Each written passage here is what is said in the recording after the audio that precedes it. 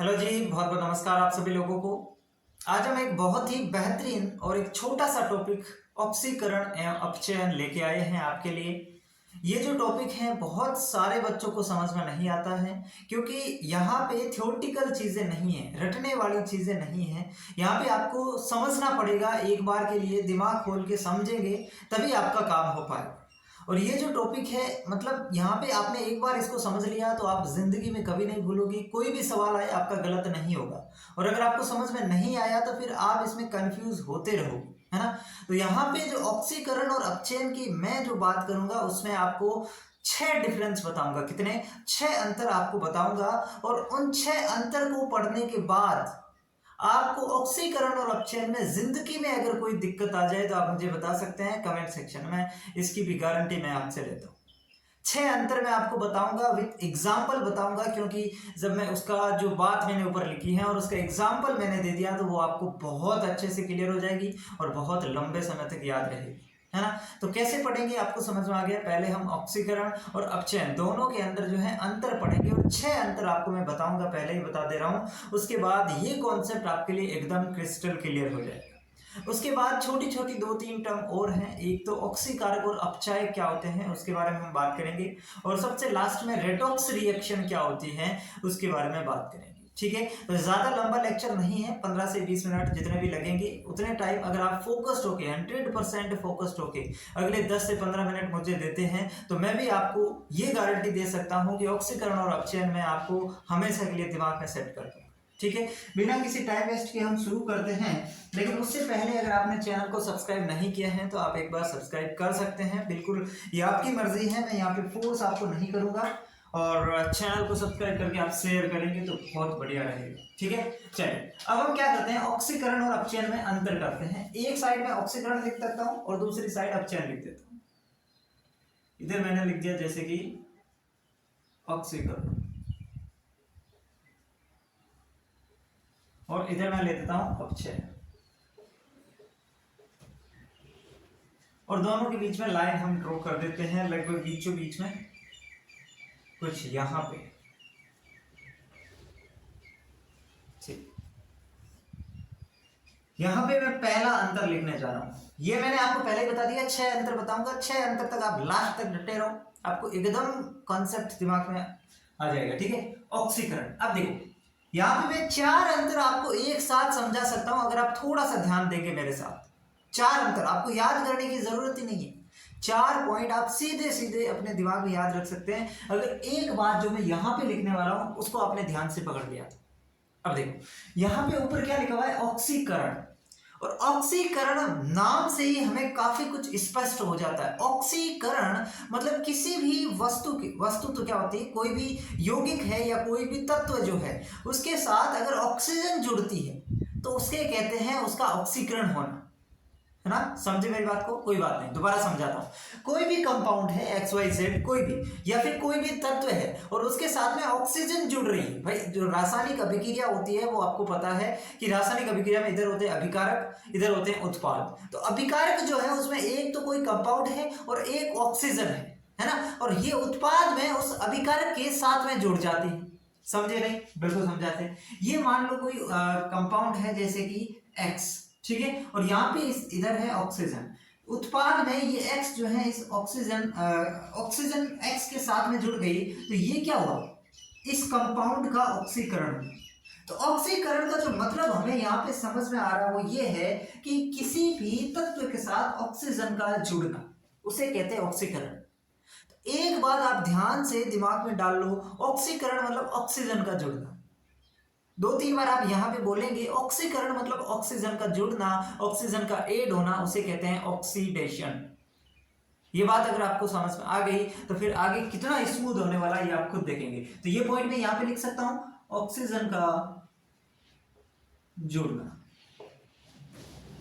Example की अगर मैं बात करूं तो नॉर्मल जो हम पानी पीते हैं उसमें क्या होता है, हाइड्रोजन होता है। उस हाइड्रोजन के साथ जब ऑक्सीजन जुड़ेगी तो क्या बनेगा, H2O बनेगा। यहाँ पे मैंने रिएक्शन को संतुलित नहीं किया है, कर देते हैं। ठीक, यहाँ पे देखिए ये इधर हाइड्रोजन है और इधर ऑक्सीजन जुड़ रही है। देखिए यहाँ पे हाइड्रोजन के साथ ऑक्सीजन जुड़ गई। तो ये क्या हुई, ऑक्सीजन जुड़ी, और ऑक्सीजन जुड़ी मतलब ये ऑक्सीकरण का एग्जाम्पल है। इसमें किसी को कोई दिक्कत होनी ही नहीं चाहिए। ये बहुत आसान है, सिंपल सी बात है। ऑक्सीजन अगर जुड़ रही है तो ऑक्सीकरण है, ये बात आपको समझनी है। तो अब ध्यान से देखना है, एक चीज मैं आपको क्लियर कर दूं कि जो चीज ऑक्सीकरण में होगी उसकी जस्ट अपोजिट अपचयन में होगी, जस्ट अपोजिट, जस्ट अपोजिट। तो यहाँ पे ऑक्सीजन जुड़ रही है तो इसका जस्ट अपोजिट क्या होगा, ऑक्सीजन हटना। भाई ऑक्सीजन जुड़ना तो इसका जस्ट अपोजिट क्या होता है, ऑक्सीजन हटना। तो यहाँ पे जो पहला डिफरेंस हो जाएगा वो हो जाएगा ऑक्सीजन हटना। बस यहाँ पे ऑक्सीजन जुड़ी, यहाँ पे ऑक्सीजन हटी। अब हम दो अलग पर्टिकुलर चीजों की बात करेंगे अलग से, एक तो ऑक्सीजन और एक हाइड्रोजन। किसकी बात करेंगे, एक तो ऑक्सीजन की और एक हाइड्रोजन की। तो ऑक्सीजन की बात हमने कर ली, अब बात आएगी हाइड्रोजन की। अब बात किसकी आएगी, हाइड्रोजन की। ठीक है, अब यहाँ पे ऑक्सीजन अगर जुड़ रही है तो हाइड्रोजन क्या करेगा, हटेगा, है ना। ऐसे थोड़ी ये दोनों इसी में जुड़ेंगे, ऐसा इसमें क्या बिगड़ा आपका, कुछ भी नहीं। तो यहाँ पे अगर ऑक्सीजन जुड़ रही है तो हाइड्रोजन हटेगा, और यहाँ पे अगर ऑक्सीजन हट रही है तो हाइड्रोजन जुड़ जाएगा। ये तो ऑब्वियसली बात है, आपके भी दिमाग में समझ में आ रहा होगा कि यहाँ पे अगर ऑक्सीजन जुड़ रही है तो यहाँ पे हाइड्रोजन हटेगा, हाइड्रोजन हटेगा। समझ गए मेरी बात को। तो यहाँ पे क्या होगा, हाइड्रोजन जुड़ेगा, हाइड्रोजन का जुड़। अब आप कहेंगे सर हमें तो समझ में नहीं आया, एग्जांपल से बताओ। बहुत आसान एग्जांपल है, जैसे कि नाइट्रोजन, नाइट्रोजन के साथ में हाइड्रोजन के अणु जुड़ गए और इससे अमोनिया बना। तो यहाँ पे क्या हुआ, हाइड्रोजन जुड़ा।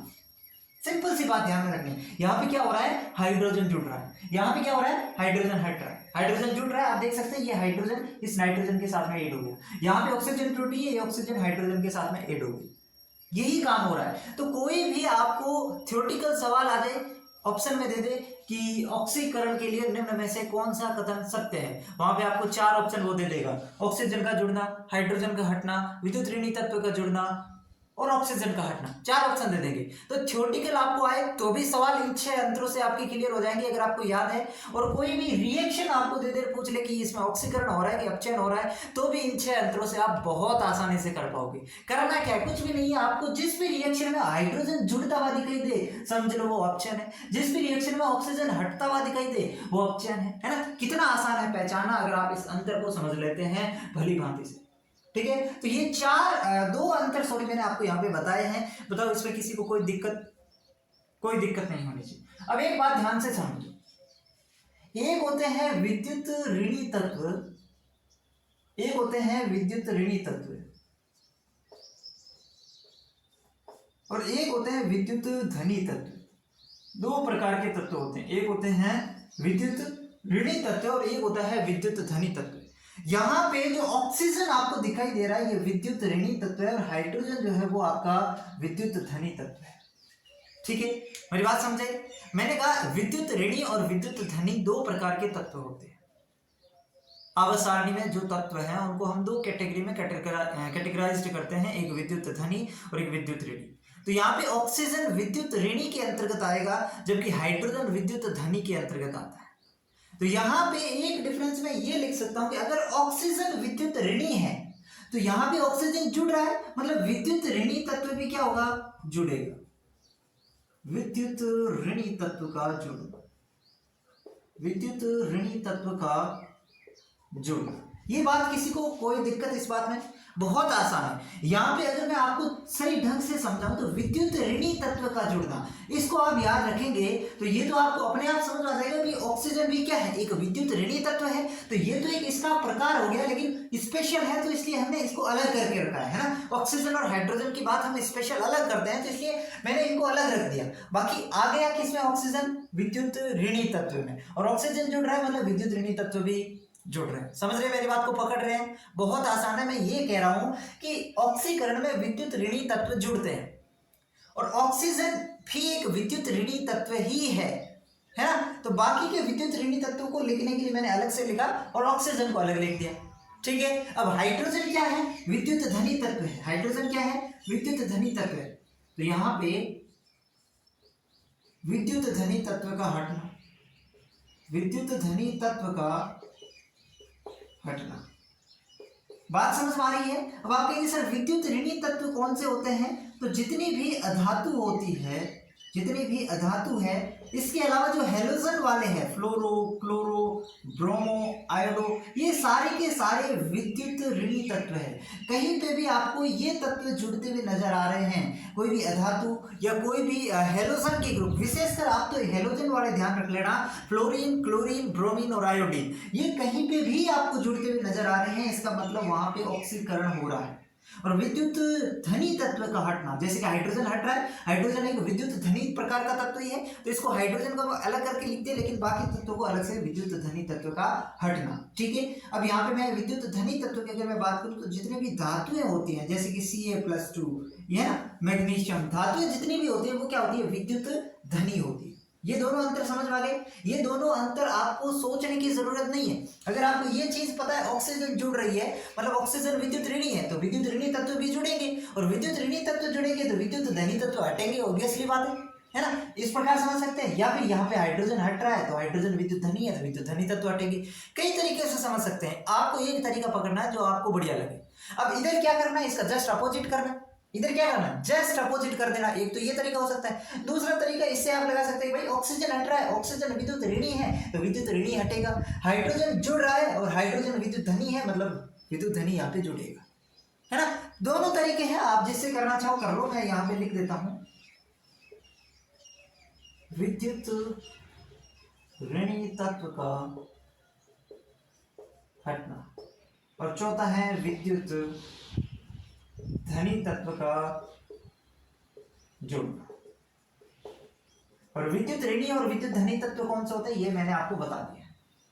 ये 4 डिफरेंस हो चुके हैं अभी तक हमारे, और उसमें मुझे नहीं लगता किसी को कोई दिक्कत है। समझ गए।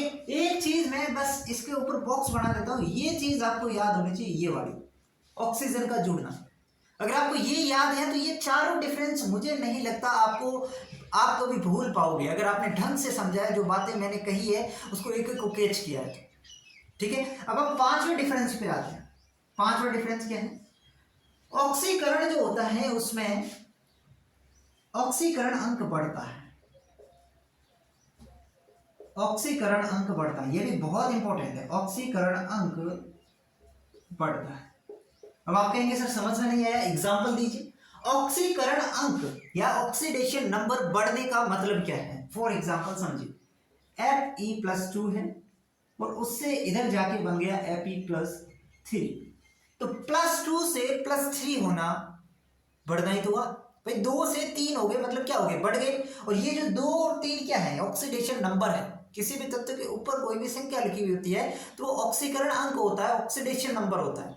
यहाँ पे Fe+2 से Fe+3 हो रहा है मतलब इसका ऑक्सीडेशन नंबर बढ़ रहा है, 2 से 3 हो रहा है। और कोई भी रिएक्शन आपको ऐसे दिखाई दे जिसमें उसका ऑक्सीकरण अंक बढ़ता हुआ दिखाई दे रहा है, इसका मतलब वो ऑक्सीकरण है, उसमें सोचने की जरूरत नहीं है। समझ गए मेरी बात को। कोई भी रिएक्शन में ऑक्सीकरण अंक बढ़ रहा है, 2 से 3 हो रहा है, 3 से 4 हो रहा है, 3 से 5 हो रहा है, उससे कोई मतलब नहीं है। 0 से 1 हो रहा है, -1 से 0 हो रहा है, -2 से -1 हो रहा है। ये तो आप समझ गए ना कौन सी संख्या बड़ी होती है। अब मैथ्स तो मैं यहाँ पे नहीं समझा पाऊंगा। तो जहां पे भी ऑक्सीकरण अंक आपको बढ़ता हुआ दिखाई दे, ऑक्सीकरण टिक लगा, समझ गए। और इसमें क्या होगा, इसका जस्ट अपोजिट हो जाएगा। कैसे, सुनिए। 5 ऑक्सीकरण अंक घटता है। ऑक्सीकरण अंक क्या होता है, घटता है। ठीक है, ऑक्सीकरण अंक घटता है। समझ में नहीं आया, बिल्कुल समझाते हैं। Cu+2 से Cu+, +2 से +1 हो गया, इसे तो एक घटना कहते हैं। 2 से 1 होना, ये क्या हुआ, घटना हुआ। तो ये 5 अंतर यहाँ पे मैं आपको बता चुका हूं, और ये भी इंपॉर्टेंट है।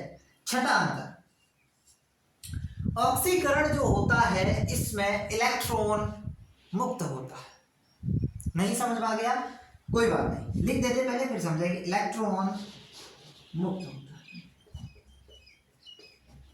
इलेक्ट्रॉन मुक्त होता है। कैसे इलेक्ट्रॉन मुक्त होता है, मान लो ये है सोडियम और उस सोडियम से इलेक्ट्रॉन निकल गया।